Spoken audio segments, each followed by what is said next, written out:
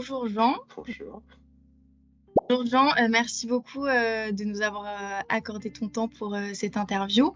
Donc, dans un premier temps, est-ce que tu pourrais nous parler de ton parcours à Cage? Oui, bien sûr. Merci de m'avoir invité pour cette interview. C'est toujours intéressant de pouvoir partager notre expérience. On a tous des points de vue différents, des expériences différentes et ça nous a amené à un point de vie aujourd'hui qu'on a. Et c'est vrai que Catch, ça fait partie d'un de ces points de vie qui a été super important pour moi. Moi, j'ai fait une école de commerce franco-américaine qui n'était pas à Kedge avant d'avoir fait un master à Kedge.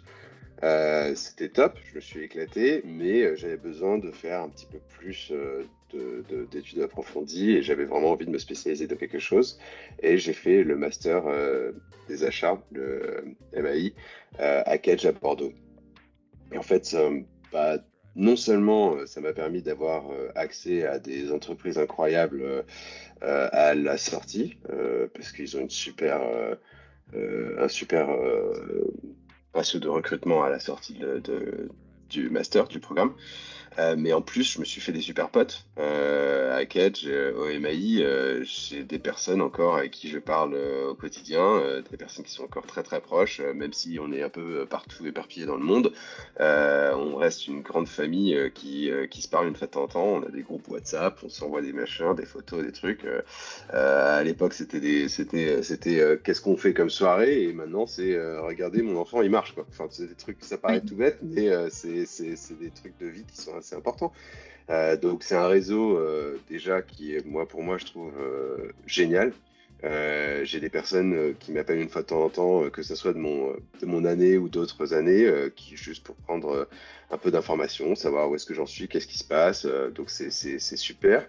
Et je pense que c'est ça la force de Catch, c'est ça la force du MAI.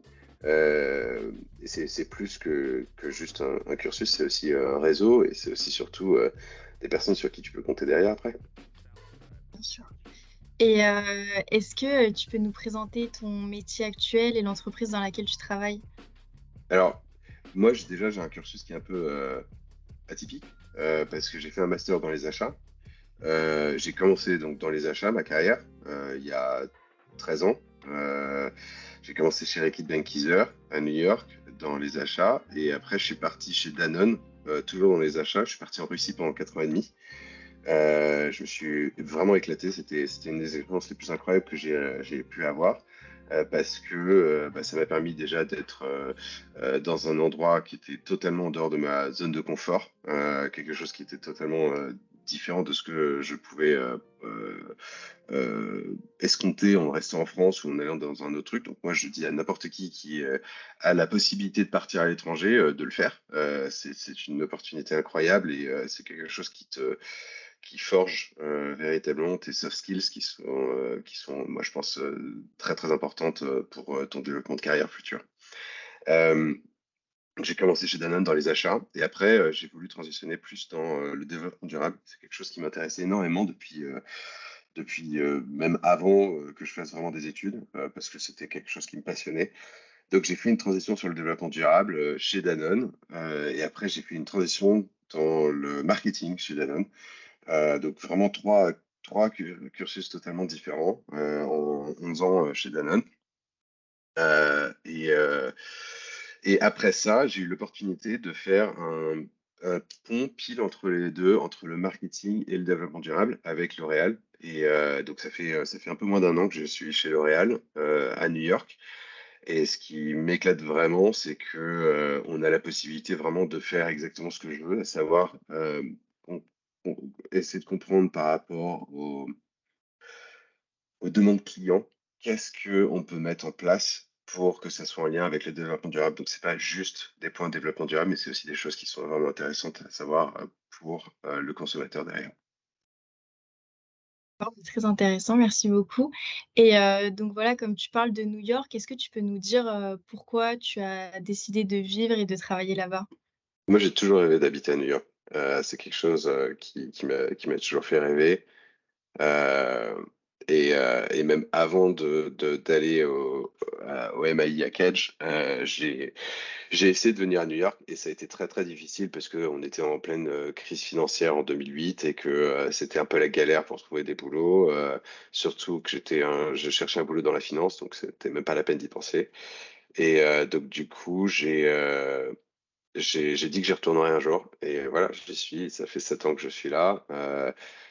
Je trouve que c'est une ville qui est extrêmement diverse. Il y a tout dans la rue, on peut trouver des Français, des Allemands, des Espagnols, des Américains, bien évidemment.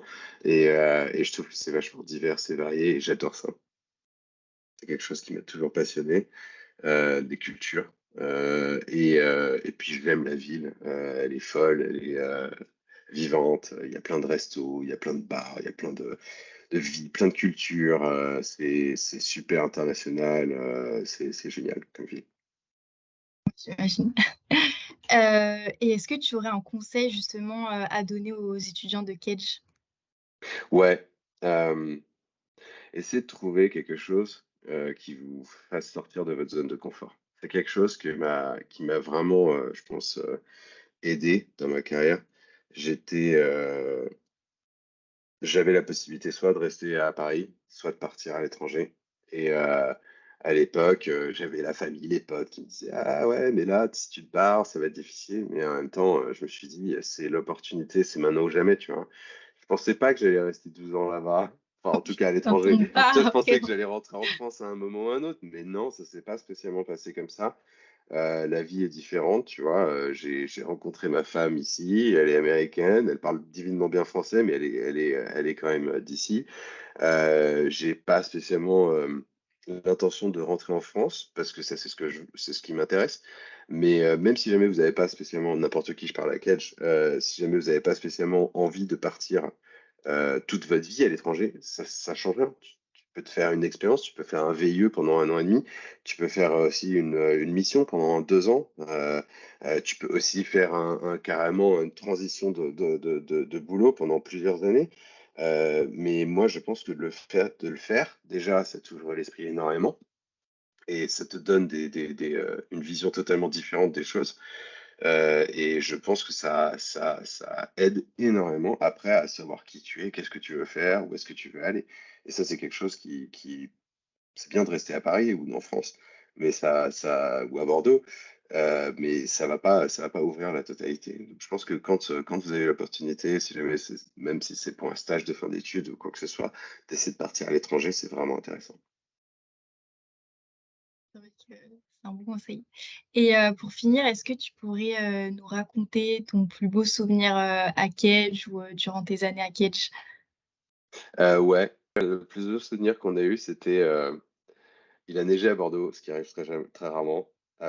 Et on a fait une méga bataille de neige devant le cursus, devant Catch. C'était hallucinant. Mais moi, j'ai jamais vu un truc pareil. Je crois que tout le monde était. On a tous baissé d'âge, tu vois. C'était véritablement. On était Ouais, tous devenus des j'imagine. gros gamins devant ça. Et j'ai un souvenir de ce truc-là. Enfin, j'en ai plein des souvenirs de Catch, mais celui-là, il me reste quand même assez étonnant, quoi. Mais c'était génial.